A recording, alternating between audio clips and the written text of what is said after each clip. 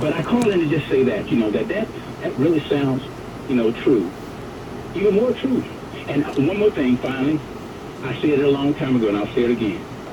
Just as much as we have getting all these voting machines in here, and I knew that this was going to happen. This was inevitable. The hacking of voting machines and stuff like this was inevitable. But I go back to say, I want a receipt for my vote. I want a receipt for my vote. And one more thing about these, like you say, the past protesting.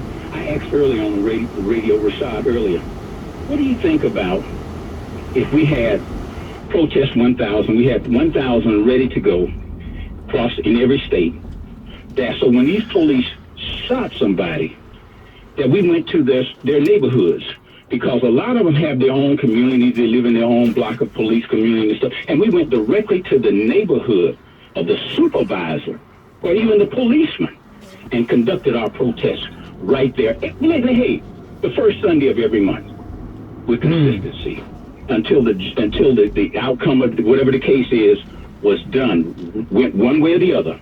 But on the first Sunday of every month, we went to that supervisor's community or that actual policeman community and their church and protested with that 1,000 out there. What do you feel about that? That's that's an interesting idea. Thank you for your call, Benson. Enjoy your day with your grandchildren. Let me say this, though, to Benson's recommendation.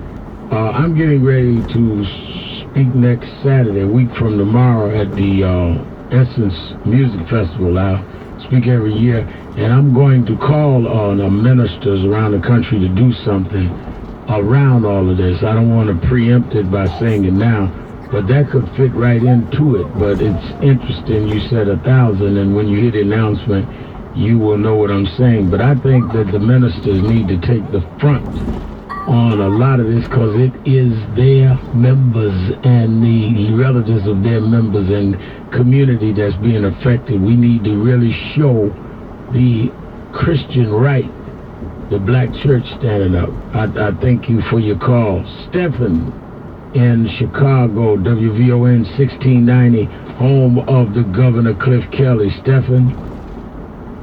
Hello? Hello. Yes, I'm calling this afternoon regarding about the incident that happened, Manhattan, Brooklyn, New York, back in January, I believe. February, when the white man came up to New York from Maryland, and he had killed a black man, elderly black man. And I just want to know this afternoon, do you know if he's going to be prosecuted? Yeah, I think he was prosecuted. I don't know that he's gone to trial. And I think he was charged not only with the murder, but with a hate crime. But we need to look into the status of where that is, because I have not heard of a trial. Oh, okay, but you don't know if when he's going on trial, like you said. Right. I will check that. That's a very good question. Oh, okay. Would you suggest me to try to call back a couple of months? No, don't wait that long. You can call next week, because I have the staff at National Action Network look it up for me right away. Oh, okay. All right, thank you. All right. You have a blessed day. You as well. Thank you for your call. We got time for another one. Let's go to Detroit. WCHB, home of Mildred Gaddis, to Levi. How you doing, How you doing, Reverend Al? I'm good. That's great. Yeah, as you know, it's not a secret that you and I have different philosophies and views and how we feel that we should get to one point. But I have to commend you, the restraint self-restraint that you showed with that caller who referred to black women as welfare queens.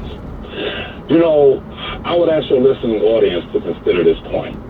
How many white police officers think like that caller that just called in? How many?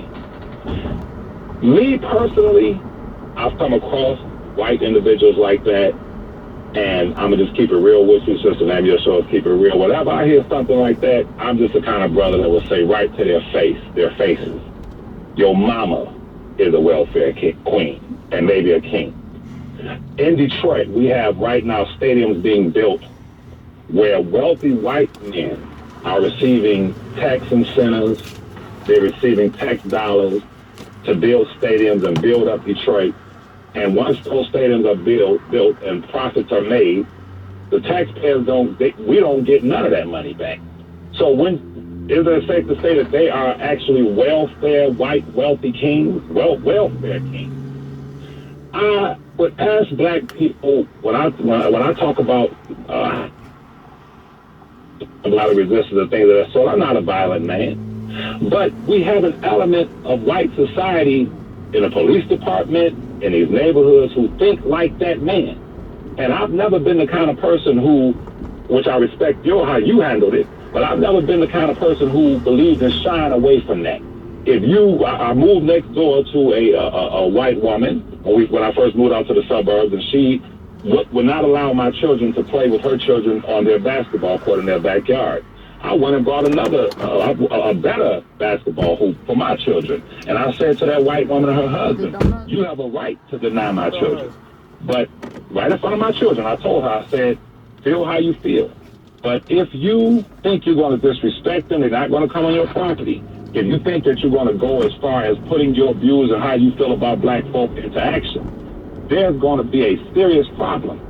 So my question to you, Reverend L, is how do you really deal with a man like that who is a policeman who feels that he or she can do anything they want to do to black people because of their views and because of their racism? My opinion, they have to be dealt with face-to-face, head-on. Well, I thank you for your call, Levi. I think that the natural instinct is to react the way you did, and I used to do that.